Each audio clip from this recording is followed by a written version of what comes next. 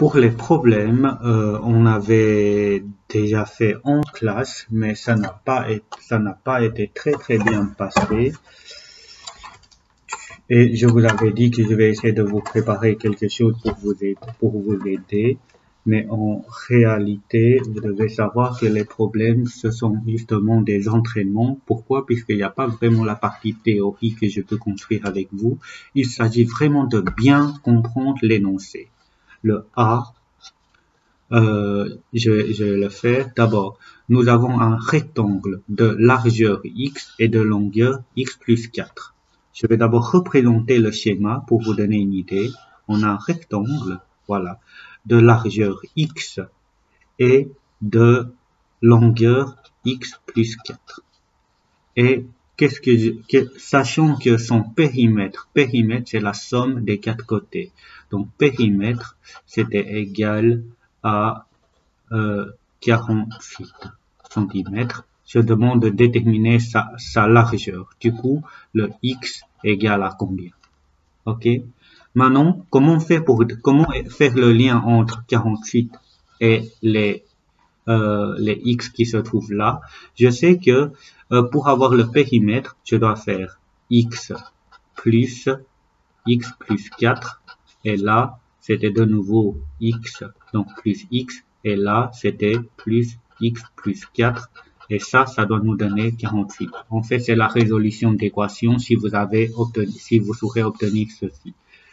Donc x plus x plus x plus x, on a 4x et 4 plus 4 nous donnera 8 et ça nous donnera 48. Et là, le 8, si je fais passer l'autre côté, je vais trouver donc 48 plus 8 que je fais passer l'autre côté, on va arriver à moins 8. Donc 4x égale à 48 moins 8, on va trouver donc 40. Et ce qui signifie que x égale à 40 divisé par 4, ça nous donne donc 10 cm. Ok. Alors pour les problèmes, il fallait toujours noter des conclusions. Donc sa largeur vaut 10 cm. Voilà. Comme ça, le problème A est fini. Le problème B maintenant. Nous savons que j'ai trois nombres consécutifs tels que leur somme vaut 105. Je demande de déterminer ces trois nombres. Là, en classe, je vous avais montré que pour écrire les trois nombres consécutifs, si le premier c'était le x, la deuxième, le nombre suivant, c'était x plus 1. Et le nombre d'après, c'était x plus 2. Ça, c'est comme si x égale à 4, j'aurais 4 plus 1, 5, 4 plus 2, 6. Donc 4, 5, 6. Donc ce sont des nombres consécutifs. Si c'était 10, donc je vais avoir 10. Le deuxième nombre, c'était 10 plus 1, 11. 10 plus 2, 12. 10, 11, 12. Ce sont des nombres consécutifs. Ok? Ça, c'était donc les trois nombres consécutifs. Maintenant, il faut déterminer ces nombres. Du coup, on va commencer par déterminer le x. Qu'est-ce qu'on sait? On sait que leur somme vaut 105. Donc, x plus 1 plus x plus 2, c'était égal à 105. Maintenant, comme ce sont des parenthèses devant et des plus, je peux enlever des parenthèses. Voilà, égal à 105. Ensuite, x plus x nous donnera 3x plus x plus x, 3x. 1 plus 2, 3 égale à 105. Et 3x égale à 105 moins 3. Puisque le plus 3, je fais passer le côté, ça nous donne moins 3. Donc, on va trouver 102. Ok? Et ensuite, x est égal à 102 divisé par 3. Si vous faites ça avec vos calculatrices, vous allez trouver 34. Ce qui signifie que les trois nombres sont 34, 35 et 36.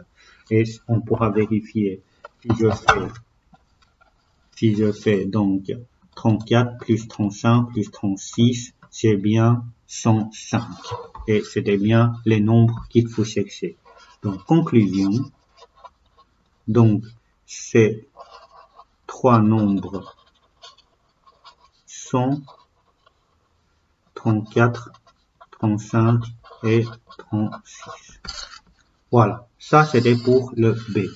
Maintenant le C, il y a un petit problème dans l'énoncé, je ne sais pas pourquoi je l'avais laissé comme ça. En fait, c'est Maxime a acheté 3 bics et 4 crayons avec 5 euros. Un bic coûtera 2 fois plus cher que le crayon.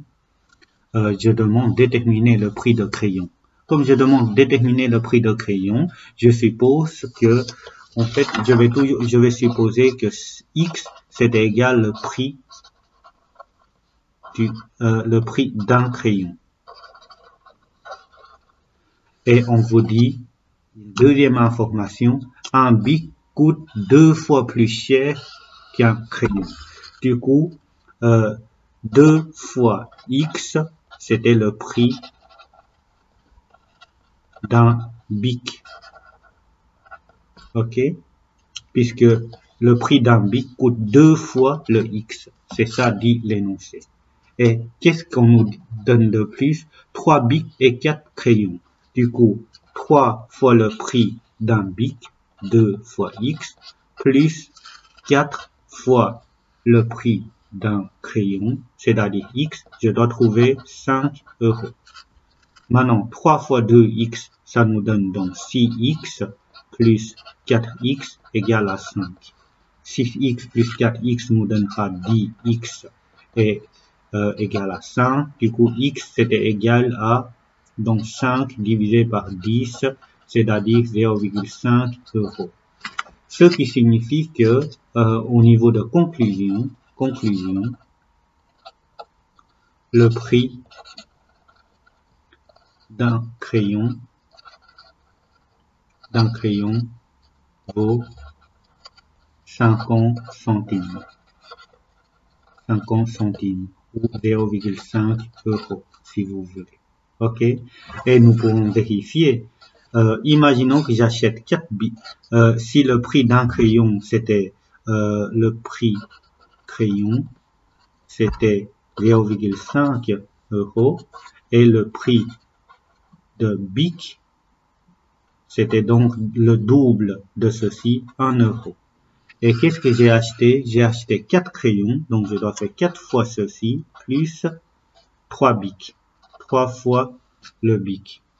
Donc 4 fois 0,5 c'était 2 euros, plus 3 fois 1 euro c'était 3 euros, et j'ai bien 5 euros. Ça c'est une vérification qu'on pourra faire.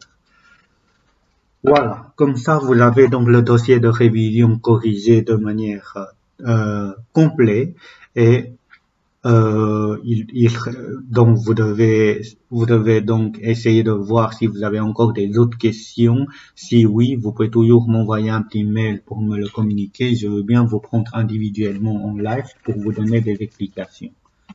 Voilà.